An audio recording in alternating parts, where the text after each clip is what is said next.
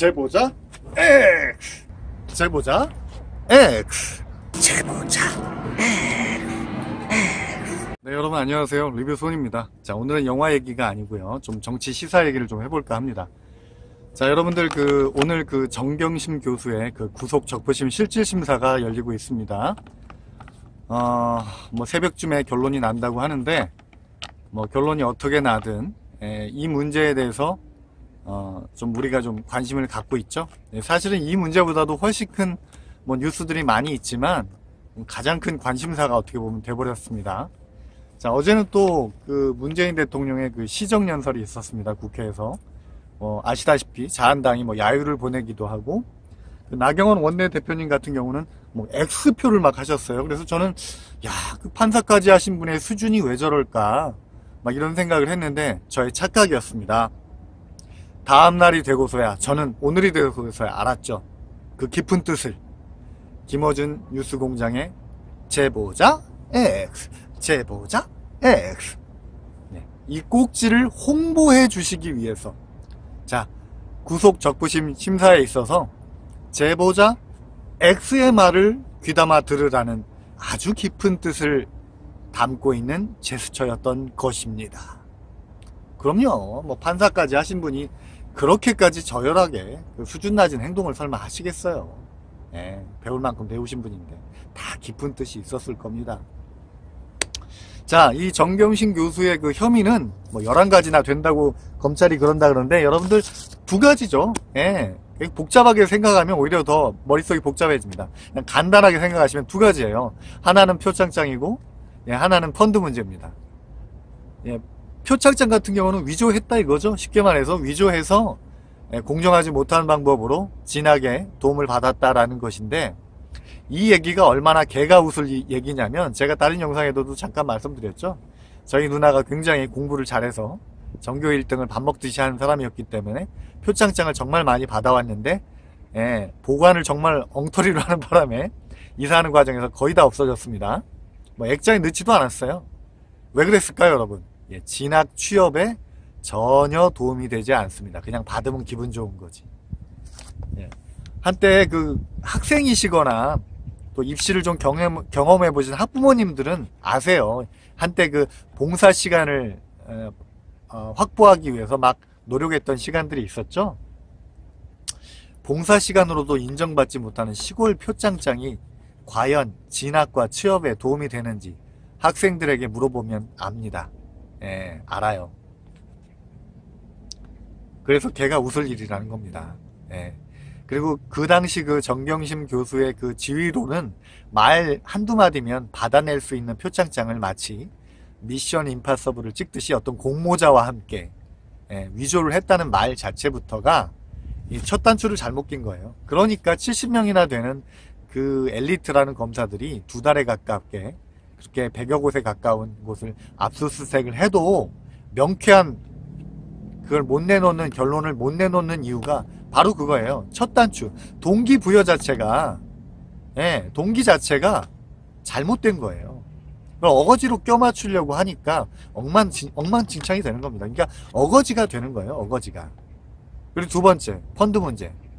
주식을 모르시는 분들, 사실은 뭐 익성이니 코링크니 뭐 WFM이니 막 등장하는 회사들 관계도를 정확하게 그리실 수 있는 분들이 과연 몇 분이나 되실까 싶어요. 심지어는 기자들도 모르는 기자가 태반이라고 생각합니다. 지금은 그나마 김어준 씨가 그런 부분들을 지적해 줘서 그렇지만, 초창기 때 많은 기사를 쏟아냈던 기자들은 제가 장담하건대 구조도를 그려봐라, 못 그렸을 겁니다. 기사 내에서도 막 충돌을 해요. 그래서 이렇게 생각하시면 쉬워요.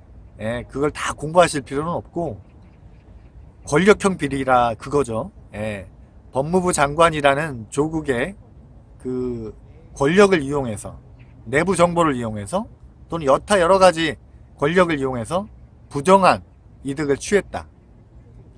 근데 권력의 실세라는 그분의 권력을 이용해서 얻었다라는 수익을 검찰의 말을 그대로 다 인정해줘도 2억 정도밖에 되질 않아요, 여러분. 2년 동안 해가지고. 그리고 뭐 보면 팔아야 될 시기에 팔지도 않고 막 엉망진창인 그런 앞뒤가 안 맞는, 상식에 맞지 않는 그런 상황들이 많죠. 정황들이. 그러면 당연히 다투어 봐야 되는 거고, 이게 상식적으로 맞지 않는 거는 문제가 있다고 봐야 되잖아요. 근데 언론이 그런 걸 전혀 지적하지 않죠. 그것만 봐도 우리나라 언론이나 검찰이 이 수사에 임할 때 얼마나 편견과 진영 논리와 그런 오해와 그런 것을 가지고 이 사건을 접했는지 대했는지를 아주 극명하게 알 수 있는 겁니다. 그러니까 표창장 문제도 그렇고 이 펀드 문제도 그렇고 자신이 없다 보니까 이걸 막 쪼개놓은 거예요. 11가지로. 벌써 11가지라는 것 자체부터가 이 수사의 한계를 그대로 드러내고 있는 겁니다. 사실은 이 정도 인원에 이 정도 수사였으면 만약에 진짜로 범죄라 그러면 2달이 뭡니까? 한 달도 안 걸렸죠. 그래서 제보자 X가 마지막에 인사를 어떻게 하고 끝내요? 검사님들 개고생하지 마시고 이런 경제 문제는 저에게 외주를 주세요 하고 그 웃음을 주고 끝내잖아요. 여러분들 이렇게 국민의 수준은 이렇게 높아 있는데 검찰과 언론의 수준이 워낙 낮다 보니까 국민의 비아냥을 받게 되는 것이고 전문가들의 비아냥을 받게 되는 겁니다. 저도 그래서 약간의 비아냥을 섞어서 제보자 X, 제보자 X. 요거 중독성 있네. 이렇게 그 비아냥을 좀 드렸던 거예요. 여러분들 정치하시는 분들 또 언론 기자님들 좀 수준을 좀 높이시기 바래요. 너무 이 진영 논리에 그냥 자신의 모든 상식과 합리적인 가치관들을 다 매몰시켜버린 채 자신의 그 직업적인 소명의식조차 버려버리고 임하는 이 자세는 국민의 비아냥을 받게 됩니다. 결국은 만약에 정상적이라면 뭐 당연히 구속이 되지 않겠죠. 뭐 새벽까지 좀 기다려 보세요. 구속이 되지 않을 걸로 저는 예상을 합니다. 자, 여러분들 우리나라 최고의 적폐는 뭐라고요? 언론입니다. 보다 상식이 통하는 사회를 원하신다면 저는 그런 얘기를 좀 드리고 싶어요. 언론에 관심이 많은 또 언론인 가족을 두고 있던 저로서는 그런 얘기를 좀 드리고 싶어요. 검찰, 뭐 검사다, 기자다, 뭐 목사님이다. 어떤 직업에서 오는 그런 신뢰가 있죠.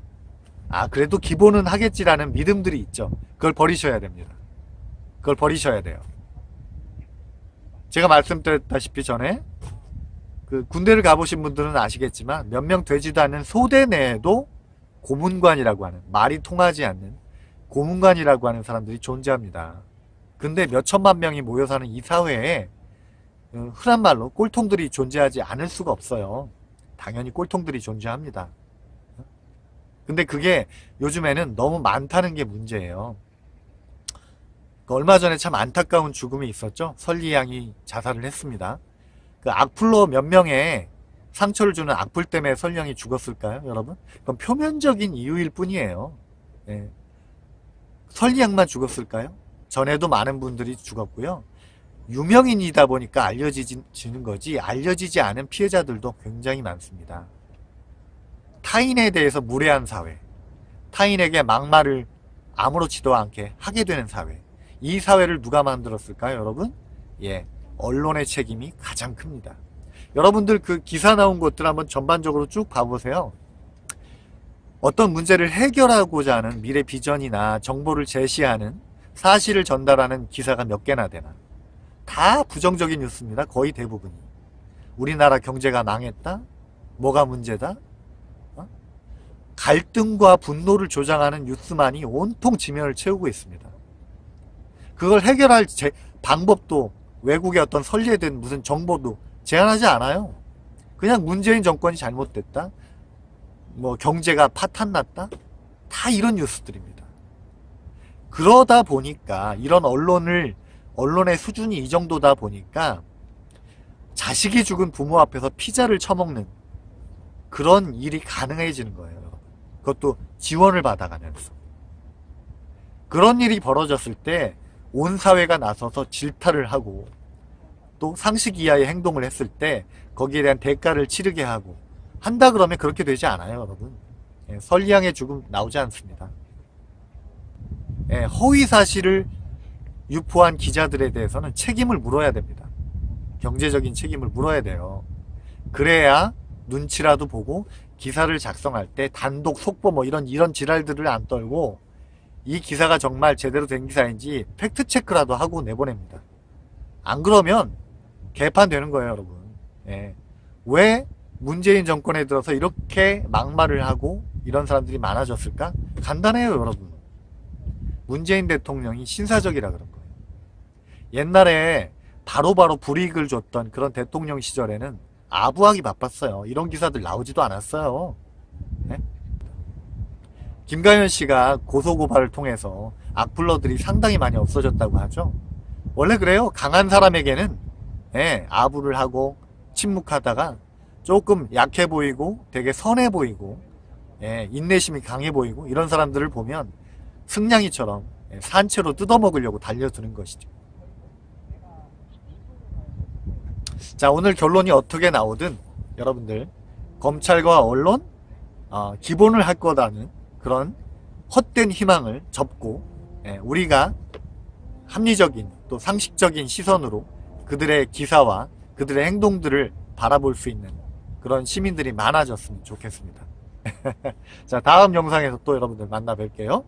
제보자 X, 제보자 X, 제보자 X.